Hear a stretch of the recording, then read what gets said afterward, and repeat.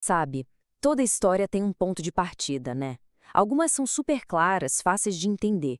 Outras são um verdadeiro quebra-cabeça, que fazem a gente questionar não só o personagem, mas a nossa própria vida. Hoje, a gente vai mergulhar fundo em uma dessas histórias. Olha só, uma instrução bem antiga sobre como a memória é importante, sobre a gente contar as nossas histórias. Tá, mas o que isso tem a ver com um dos maiores vilões que a gente conhece? A conexão, acredite, é bem mais profunda do que parece. Então, vamos falar dele, do Coringa.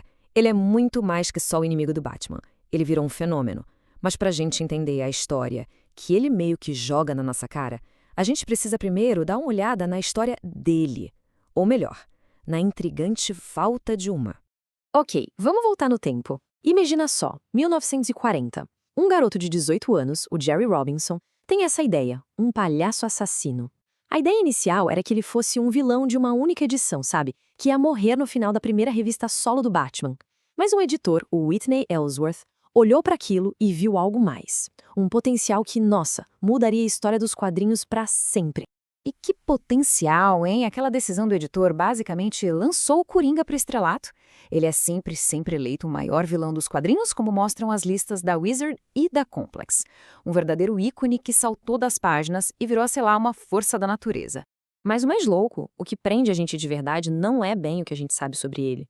É justamente o que a gente não sabe. E agora a gente entra no maior mistério de todos, as origens dele. Porque se alguém perguntar quem é o Coringa, a resposta é, bem, ninguém sabe ao certo. E é esse enigma que é a chave de tudo.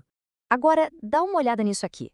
A nossa fonte de análise juntou algumas das versões que já contaram, né? Comediante fracassado que cai num tanque de produtos químicos, um gangster chamado Capuz Vermelho, um menino que sofreu todo tipo de abuso, a própria encarnação do mal. Cada roteirista em cada época deu um passado diferente para ele, criando um personagem sem raiz, sem uma verdade única. E essa é a grande questão, né? A pergunta que nem o Batman, o maior detetive do mundo, conseguiu responder. Mas e se essa for a pergunta errada? Porque, segundo o material que a gente está analisando, talvez a pergunta mais importante não seja sobre ele, mas sobre a gente. O enigma do Coringa é tão poderoso porque ele funciona como um espelho.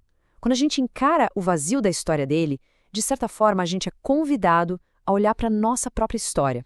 Essa bagunça toda sobre a origem do Coringa acaba servindo para uma coisa: fazer a gente pensar na nossa própria história. Quem somos nós? De onde a gente veio?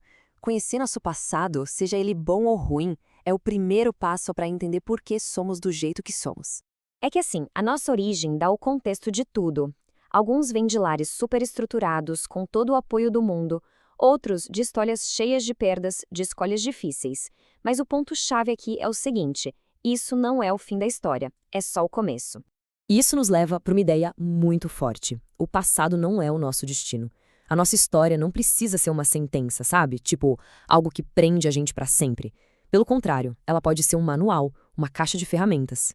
E para sustentar essa ideia, a análise que a gente está fazendo traz essa frase aqui que é bem forte. Ela argumenta uma coisa poderosa. O que importa de verdade não é como a gente começa, mas como a gente termina.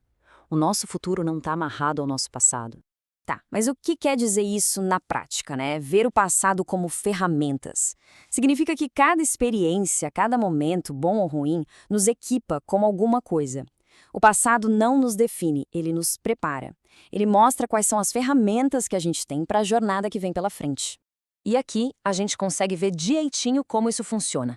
Pensa bem, as coisas ruins que aconteceram, elas ensinam pelo contraste. Elas mostram exatamente o tipo de pessoa que a gente não quer ser.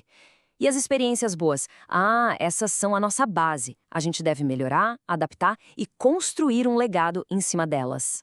E o legal é que essa nossa caixa de ferramentas não tem só o que a gente viveu. A fonte nos lembra de olhar ainda mais para trás, para as histórias de quem veio antes. Aprender com os acertos e erros deles é como adicionar ferramentas ainda mais potentes para a nossa própria caminhada.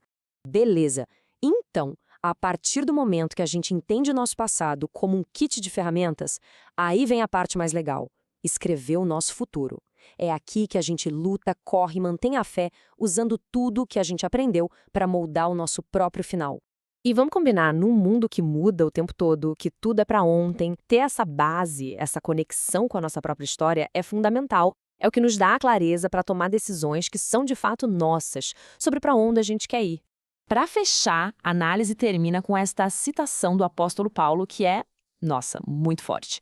É uma declaração de propósito, uma prova de que, não importa o começo, é totalmente possível viver uma vida com intenção e chegar no final da jornada com aquele sentimento de dever cumprido.